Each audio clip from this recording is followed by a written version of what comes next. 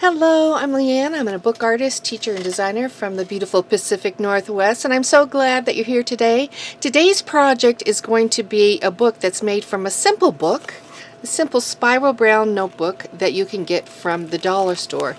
So this notebook can be transformed and turned into something really quite beautiful, something that can be used for a delightful gift, or it can be used by yours truly. Just use it yourself and have fun with the beautiful thing. Now when you open it up, you can put some nice sweet thin things inside. If you're giving it as a gift, wouldn't it be nice to tuck a little envelope in there, the Jane Austen type of envelope, and put a little note there with it? I think that's great. Put little things on the side, and there you go. So you can do something like that that's really quite detailed, lots of layering, or you can do something more streamlined with not so much of the intricate layering, but something that's just quite as something that's just as wonderful.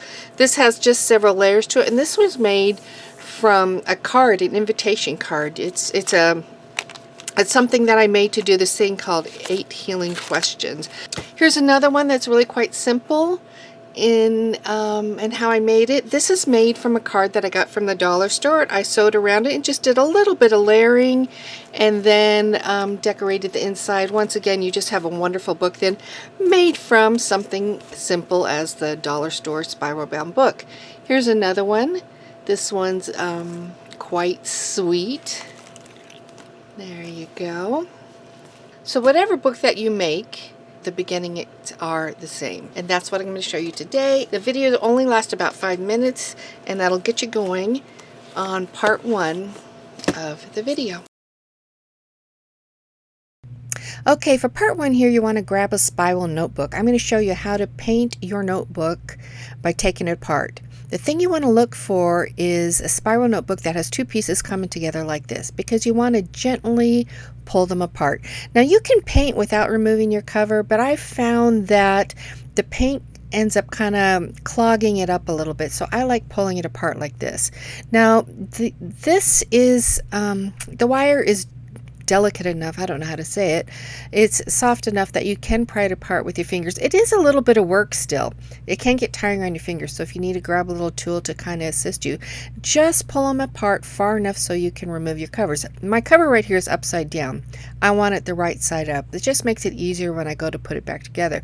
Now I find I got a little confused trying to put it back together, so what I'm doing here, I'm writing instructions on this last page.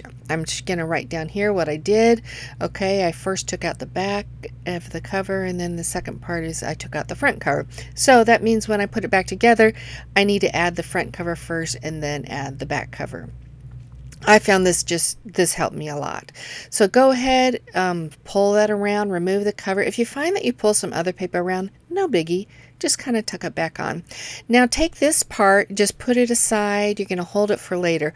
Right now what we want to focus on is painting the cover. So I just put a scratch piece of paper behind, and now I'm going to paint.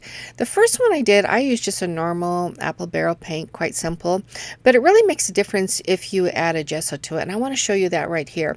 So you can do it either way. This one worked just fine. You just have to add more coats, but it really is quite remarkable the difference it makes when you have the gesso. Okay, there's one coat of the paint. Now I'm going to add the gesso. This is a clear one in particular. It doesn't have to be clear. You can add a white one or whatever. You want to let it dry. I use my heat gun here to dry it faster, and then go ahead and take the paint and put it on. It goes on much thicker, much richer. You really only need one coat, and I'll show you close up here. See how nicely that covers as compared to the other one? So like I say, if you don't have a gesso, that's fine. You just make more coats. It's no big deal, and it still works just fine. Now I have to say, I put more on here than I needed of the gesso. I only really need to paint these outer edges. I don't need to paint the whole thing, and I just went a little overboard. So right here I'm putting down just a little mat for instead of using the paper. I just thought it might be a little bit easier. Laying down the gesso, once again easy, put it around all the edges, dry it, and then you can go ahead and start painting. So grabbing the paint here and putting on, you'll see that paint gets over the edge. So that's really not a problem, but as you turn your piece around, it can become a problem. So make sure you do kind of wipe your edges up. I try to hold it up so I can avoid that. You can see it in my hand. Get nicely in all the little nooks and crannies of that spiral area. Then go ahead and turn your board over.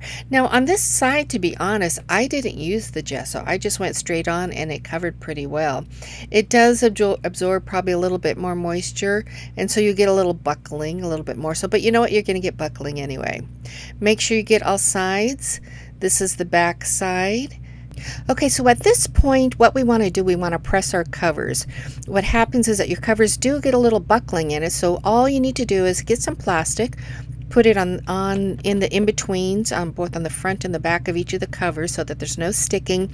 And then what you want to do is grab some heavy books, place them on top of it, boom, and you want them there for at least 4 hours, but preferably probably overnight. And that concludes part 1. On our next video, I'll be showing you how to reassemble your book, and then we'll begin the fun decorating process. I hope you guys all have a great day and happy crafting. Talk to you later. Bye.